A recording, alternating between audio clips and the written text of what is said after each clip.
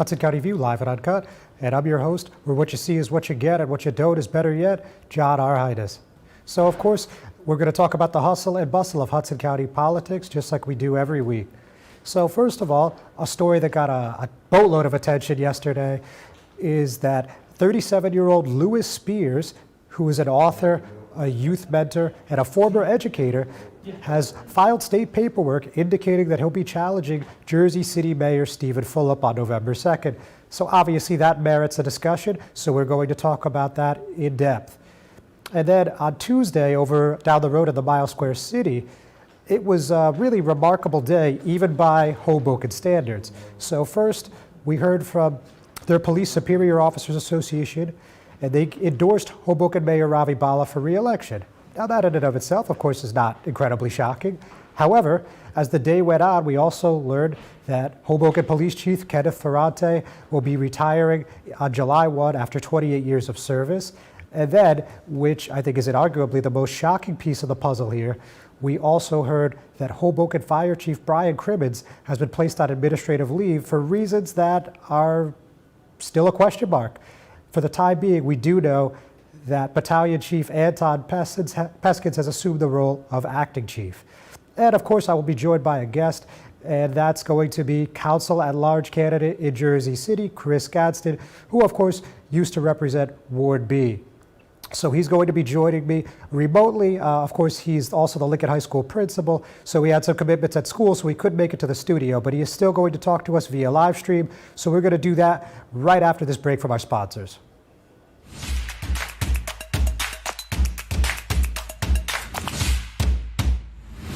Cutting-edge surgical care is right here in Secaucus. Robotic surgery is safer.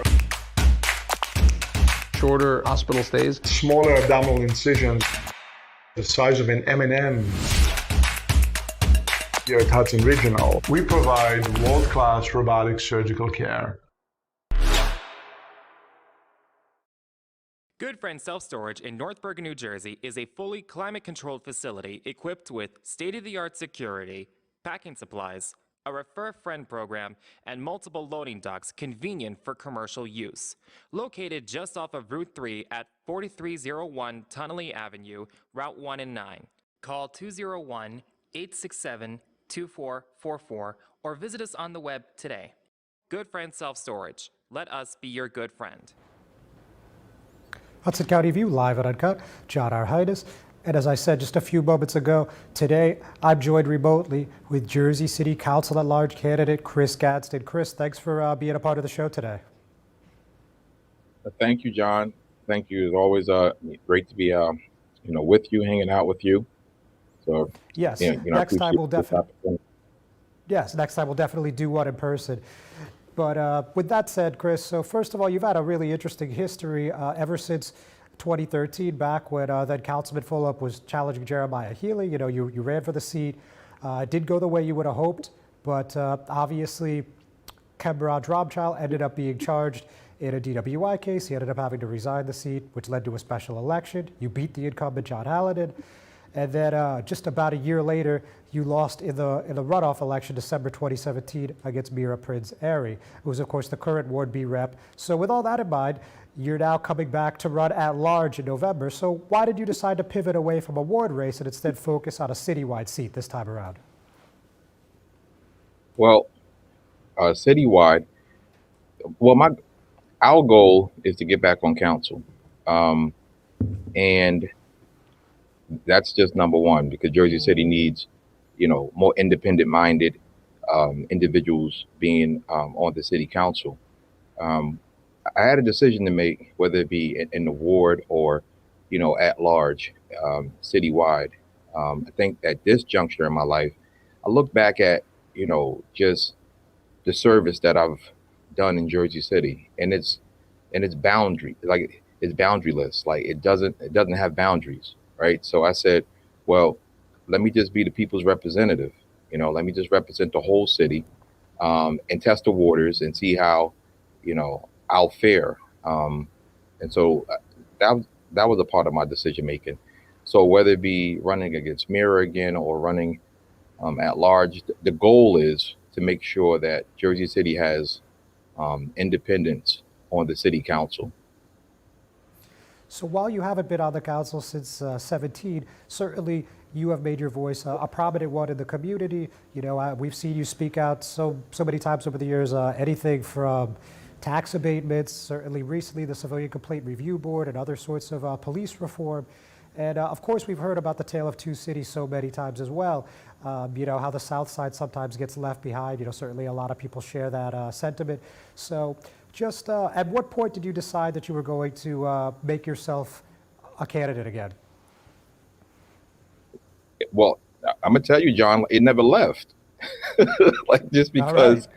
you know, just because I lost an election, that doesn't mean that I'm not going to be civically involved, politically involved, or just, you know, lending my voice. Because, you know, once you performing a service for the people, it's just ongoing. It never stops. So it's just a matter of, well, what capacity is God gonna use me in? You know, is He gonna use? He used me in 2017 to be the council person. He's using me to be the principal of Lincoln High School. So what, you know, and you know what capacity? So like I never really left serving, and so you know my decision to run is just like, you know, it's in continuums. You know, and this go around, it's time to take the people's fight, you know, all throughout the city.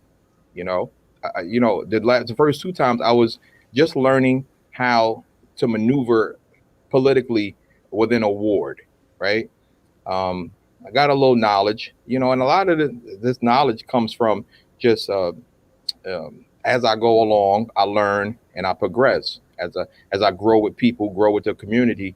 You know, people ask me, you know, what am I doing? Why? Because they want to see their servant in that type of capacity, you know. So it never left me, John. And, you know, I'm going to continue, you know, this quest, this go around. And if another election comes around and I'm asked to serve in another capacity, I'm going to do that too. Got it. So obviously, as an educator and a former council rep, I know that's something that you've had your eye on and that we've all been hearing a lot about is school funding. And you now know that the council and the Board of Education have been having joint meetings. And, you know, there's been a lot of talk about, you know, bringing the fight to Trenton. But when you think about this topic and what the city has done, what the state has done, and what the BOE has done, like, where do you think the shortcomings lie and how do you think we can fix them? First, the shortcoming lies in the fact that Jersey City has prospered. And because Jersey City has prospered, the state is looking at tax base and basically saying that, well, you can adequately educate your students with the tax base that you currently have.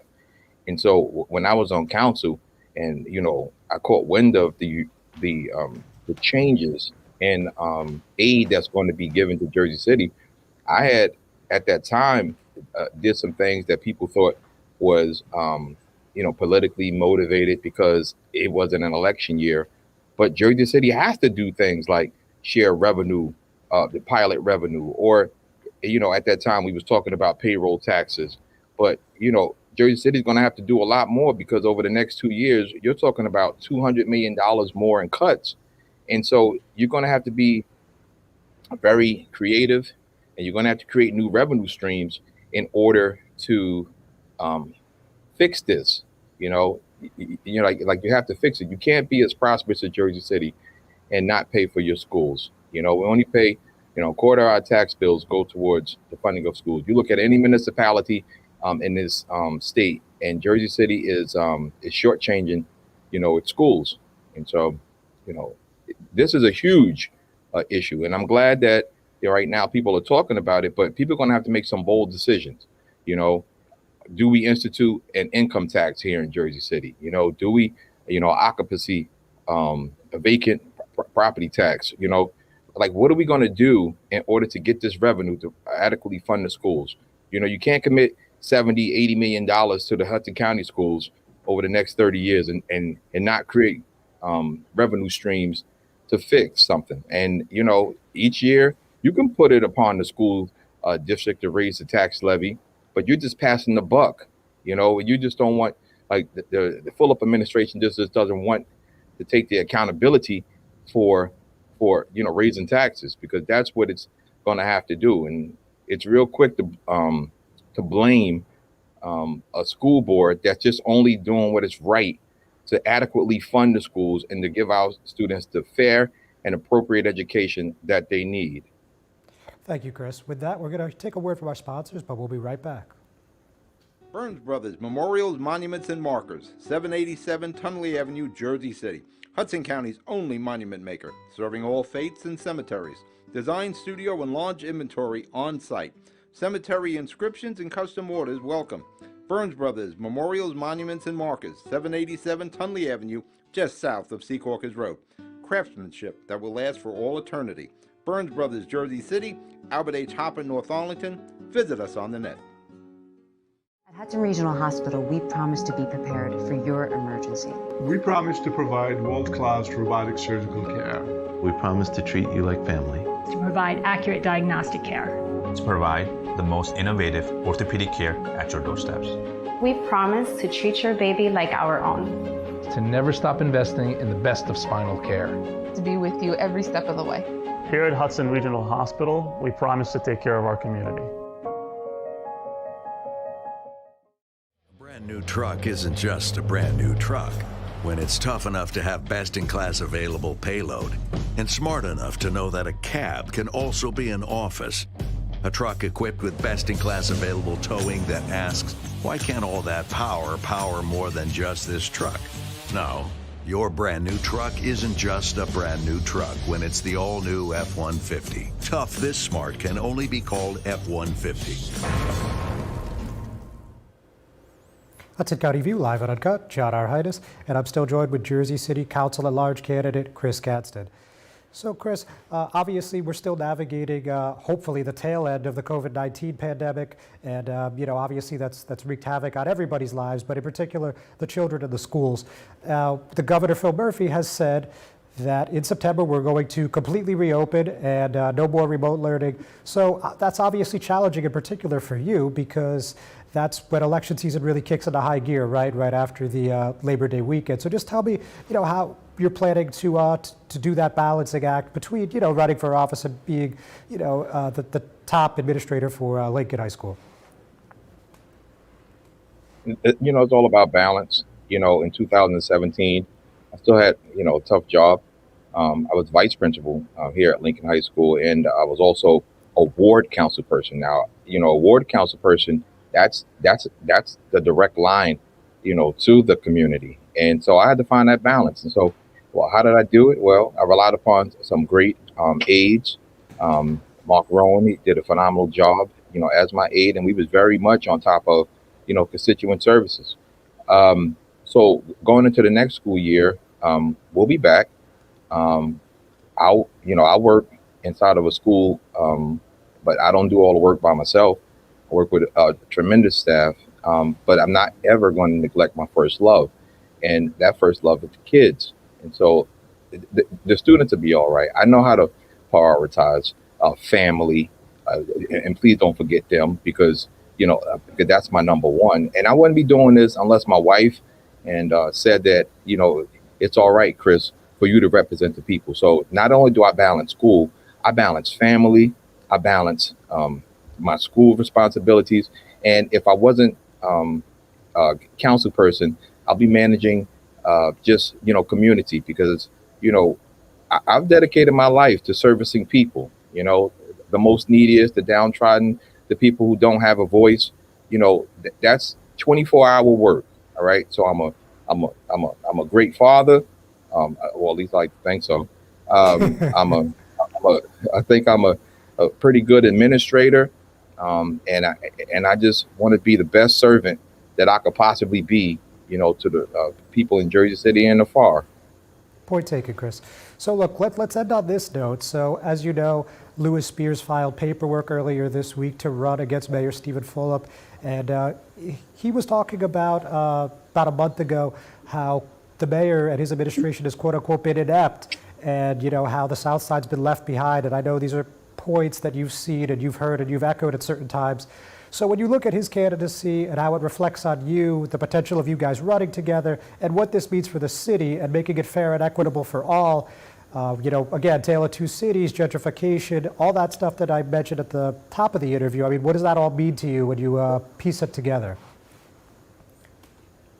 Well, when I piece it together, like when you take advocates and people like myself and Lewis and Frank Gilmore and just folks alike, like what people are fighting for, it's this whole thing that I like to coin like a shared prosperity, right?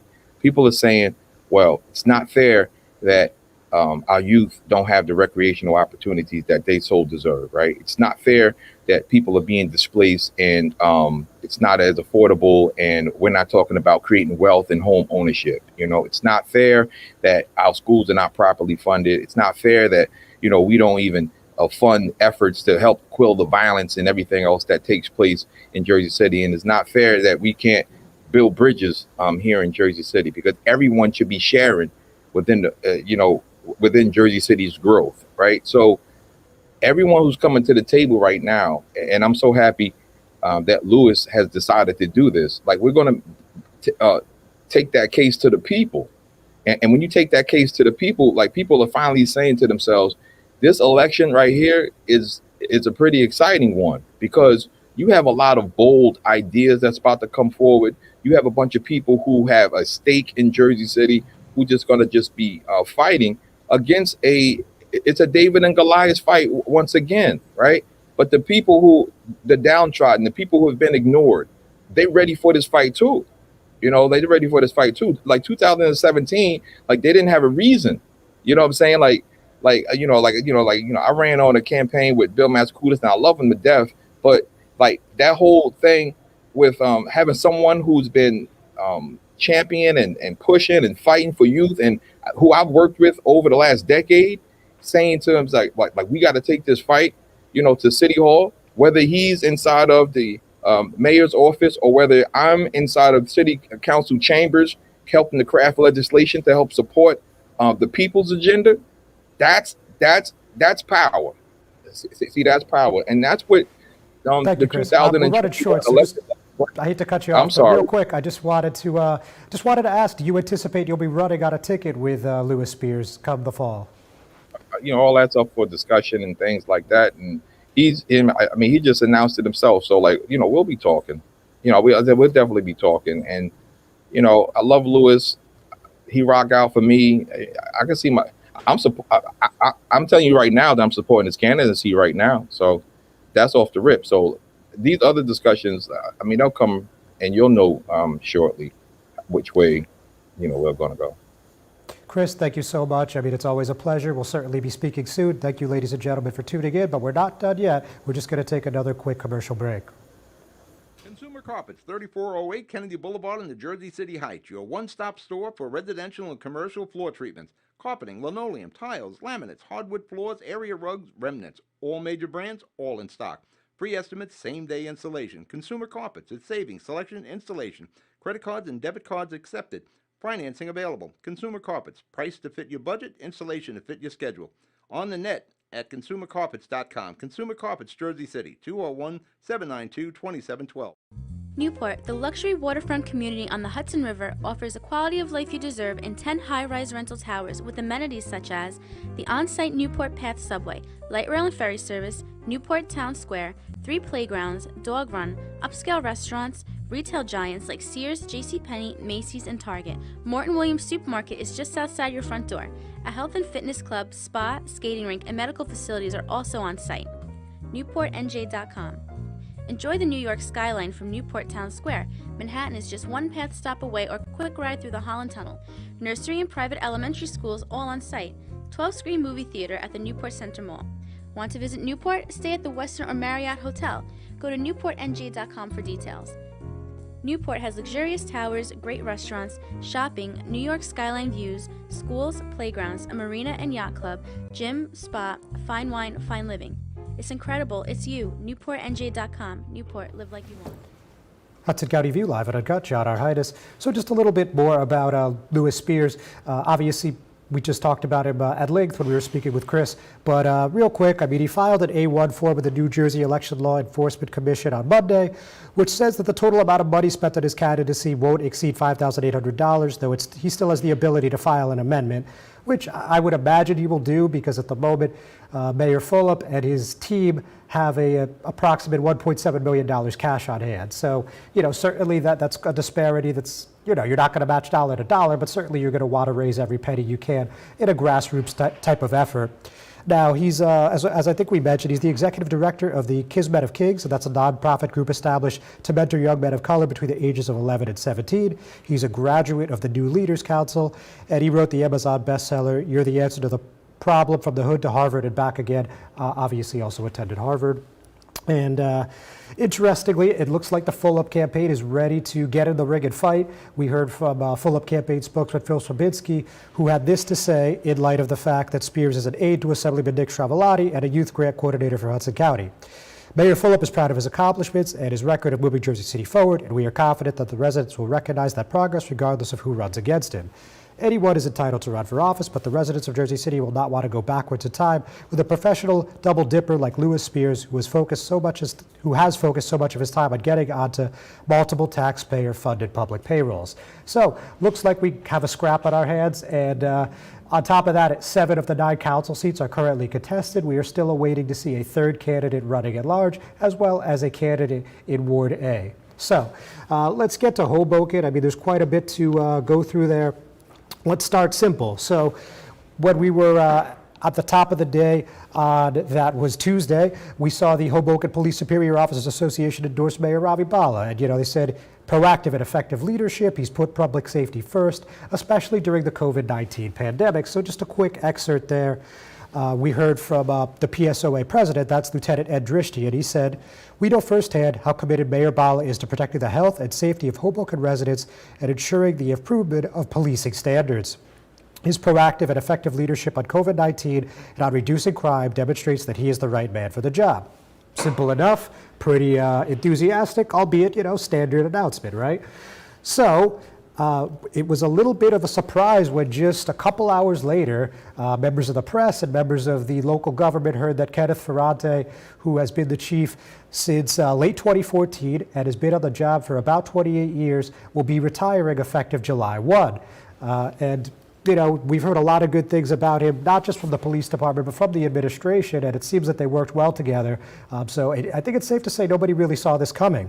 And in a long email, he said, "Today I have applied for retirement effective July 1, 2021. I have proudly served the city and loved every second of it. In fact, my father, retired Captain Fred Ferrante, and I served for a combined 60 plus years at the HPD. For the past 9 years, I have not disconnected from work, not one day, and my command staff knows that is not an exaggeration. Over 3,000 days straight, where every single day I spoke to my command staff and answered emails and calls. And if you didn't know, Ferrante served as the Office of Emergency Management Coordinator for 2 years prior to becoming chief." So, that's all, fine and good. It's certainly going to be some qualified candidates coming out of the Hoboken Police Department, you would assume. I mean, I could think of at least 3 off the top of my head, but we're not going to get into that today because I do also want to talk about what's going on with the fire department. Again, Tuesday was just a whole lot of surprises out of Hoboken Public Safety. So there was a memo that came out from Business Administrator Jason Freeman, and he said, "Please be advised that beginning today, Fire Chief Cribbins will be out on administrative leave. In his absence, Battalion Chief Anton Peskins will be in charge of the department. For any fire department related questions, please reach out to Battalion Chief Peskins and me." So certainly this is not something you see often. I mean, frankly, I've never seen it before.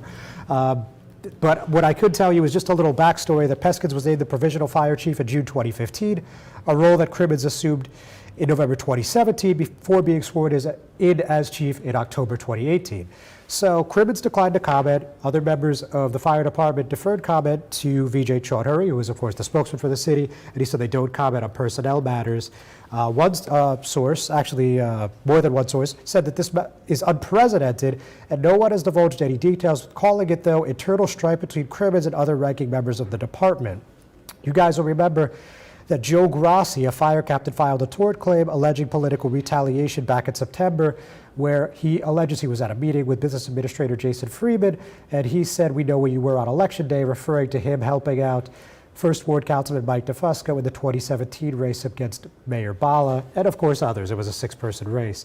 So, interestingly, we heard from DeFusco on Twitter, And he said that the last thing we need is for the mayor to appoint someone who serves at his pleasure in an effort to advance his own political career at the detriment of public safety in Hoboken. And there are rumors of a public safety director returning, which they haven't had since the end of 2015. And in response to that, Sean Hurry said any future decision on personnel will be made at the appropriate time with full transparency to the public.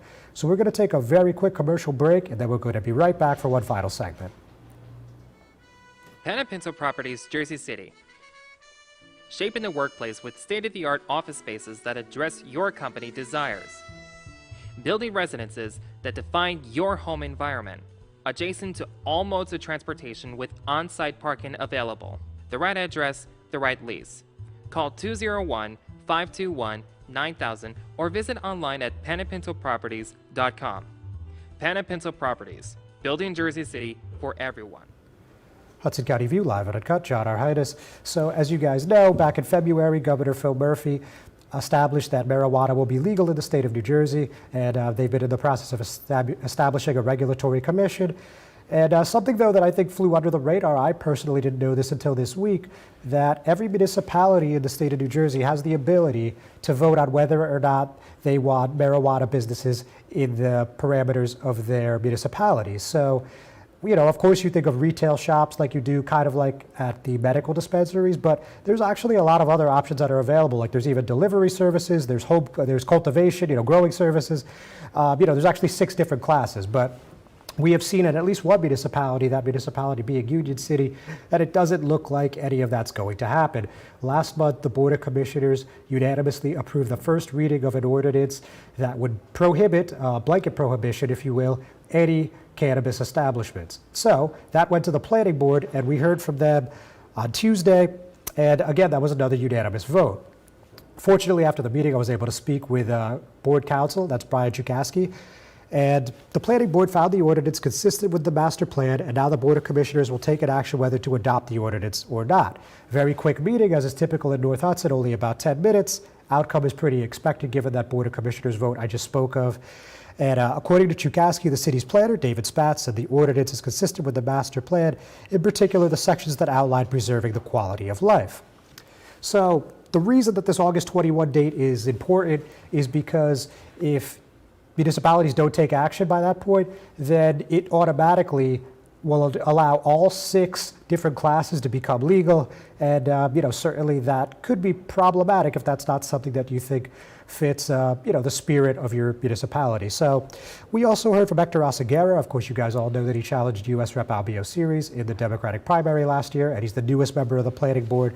And, he basically said that he didn't agree with the blanket prohibition because this is kind of like prohibition of alcohol in the 1920s instead of the 2020s. But at the end of the day, he did vote in favor of the measure. And he said, we discussed the ordinance, which is a blanket prohibition on the sale of cannabis. I obviously have a lot of thoughts on the issue, being involved with the social justice aspect of the cannabis legalization and prohibition. So I just put forth some thoughts. It was a very overwhelming vote on the issue of cannabis legalization, and I thought a blanket prohibition was not in that spirit, although I understand where it comes from, given that we're a very densely populated community, and I understand that most of the people in Union City would probably agree with the ordinance. So we also, conversely, right next door in Hoboken, the council voted on that last night, and it was approved unanimously. So look for that story in the next hour or two. And with that, ladies and gentlemen, we're going to call it a week. Thank you so much for tuning in. We'll see you soon.